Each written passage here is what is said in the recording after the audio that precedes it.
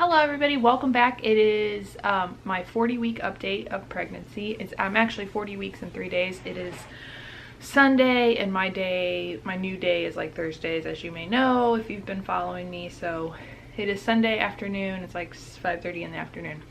But I didn't update on the 40 on Thursday because I just didn't feel like it. And I'll explain why. And then the past couple days I've just been kind of tired and we've been busy, so it's okay. So I went to my appointment on Thursday. Wednesday all day I was feeling really nauseous and I was like, okay, I've looked it up, maybe this is the start of labor, this could be a sign, who knows. Nothing happened. Thursday morning went to my doctor's appointment. She checked me. I was still only 1 centimeter dilated and maybe about 70% effaced. And so I was like, okay, there's a little bit of progress, but not much. And then, so her and I talked about inducing. So we scheduled an induction date.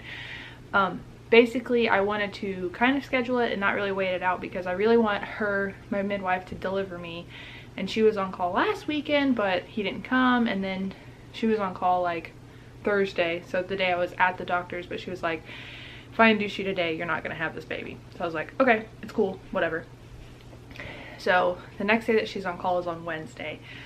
Jordan and I will check in on Tuesday night at like 9 p.m. I'll get a Foley ball put in or a Foley balloon, whichever you prefer. And basically it's like, it helps you dilate from like 1 centimeter to about 4 centimeters, and I'll have that in for 12 hours. And then I'll start Pitocin at 9 a.m. Wednesday morning. And then hopefully, I mean, if he could still come, clearly he has not come yet, and it's Sunday night, but he could still come between now and then, but we'll see. So we scheduled it that way, so she's on call Wednesday, so like I said, she hopefully will be able to deliver me and he'll come and everything will be great and our lives will be completely different and we are at the end of the journey. So there is an end in sight, which is great. Like I said, I haven't hated being pregnant, not at all.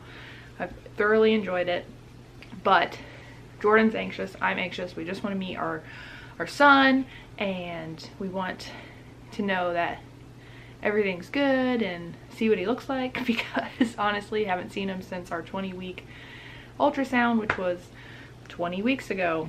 But so that's the plan.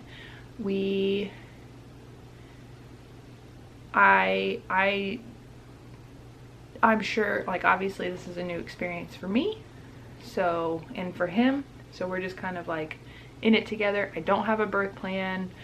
While that sounds bad, and I'll tell you the reason I don't have one is because people have them and they're usually so set in their brain, like, this is how it's gonna be, this is how this magical day is gonna happen, and then they end up having to change it and then it stresses them out.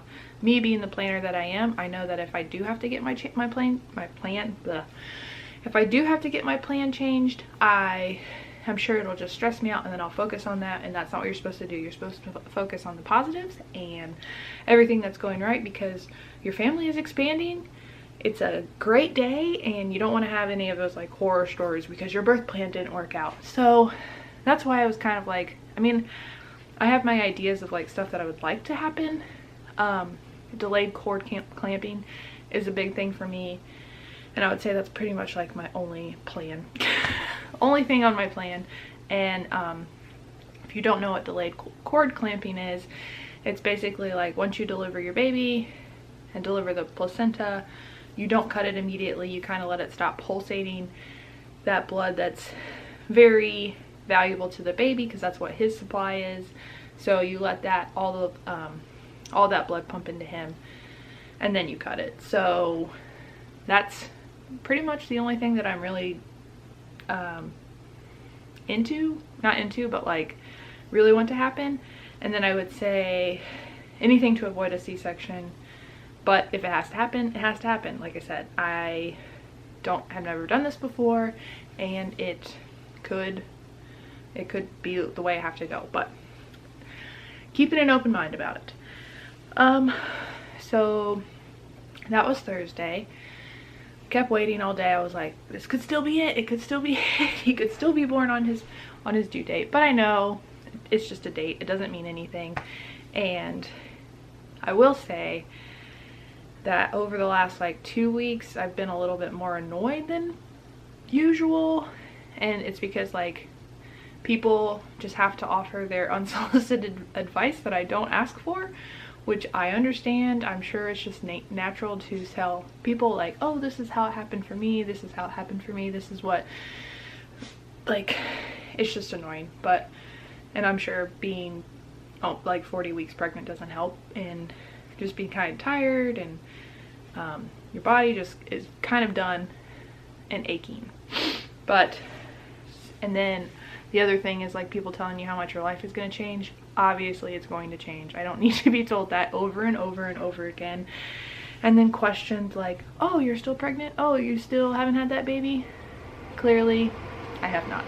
But that's just my rant, my mini rant that I had. So that was Thursday. Friday morning, I woke up at like 4 o'clock in the morning, and I had like the worst headache I've had. Like, I haven't had really bad headaches my whole pregnancy, which has been great, but it was like starting in my neck and like shooting to my eye, and like I just couldn't. I tried drinking water, I tried changing positions, there's like a pressure point in your hand that I usually squeeze and usually can make headaches go away. Was trying that, couldn't get that to go away, or it wasn't helping. So I just like, I just couldn't figure it out. We have a blood pressure machine. Actually, it's right here. We have a blood pressure machine. I took my blood pressure, and maybe I did it a little wrong, but it was just higher than what it normally is. So I told Jordan at like 5 o'clock in the morning, and called the on-call doctor and said, hey, like, normally I wouldn't care, but it's a headache, 40 weeks pregnant. Obviously I need to do, I just need to make sure everything's okay. I'd rather be safe than sorry. And I did the bad thing of like Googling some stuff, so that probably freaked me out a little bit more. Anyways, we went to labor and delivery, and we were there from like probably like 5:45 till about, and got home at like 8:30, and they'd given me like Tylenol and Benadryl. I'm not sure why they gave me the Benadryl. If anybody knows, that would be great.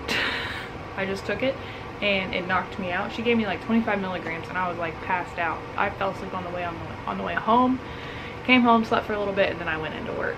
But yes, I could have taken Tylenol at home. I realize that.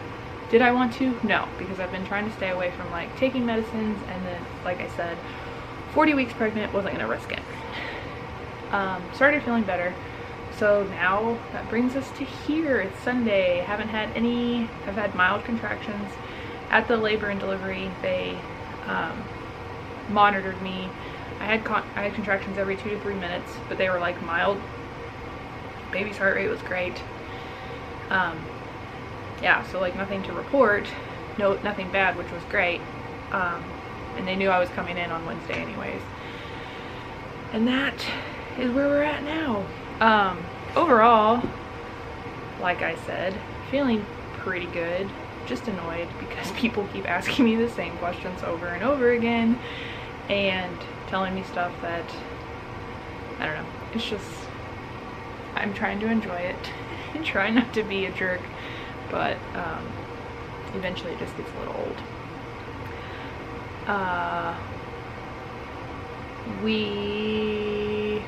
Yeah, so Monday and Tuesday I'm working from home, getting some stuff done.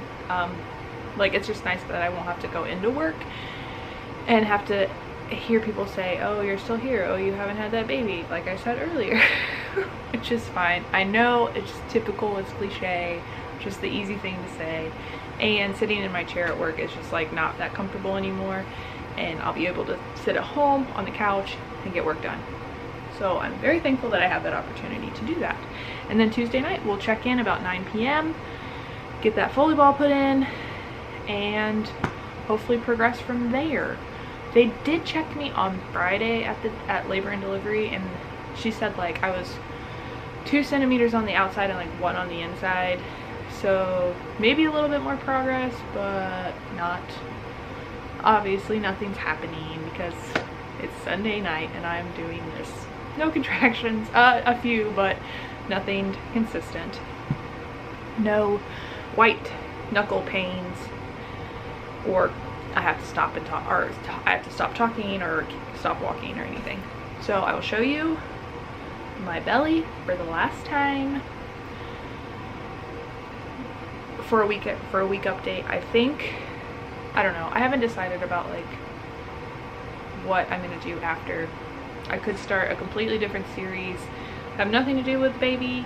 Kind of want to keep his privacy and him off of the internet as much as possible. I'll talk about him, yeah, but names, pictures, I will limit them very, very much. That's just a thing for me. And yeah, so like I said, show you my belly. Champ is right here. Hey bud. He is ready, I think. He has no idea that his life is about to change, but he's giving me good practice. Waking me up all hours of the night, huh? Okay.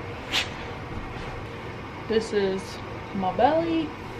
My belly button is pretty much poking out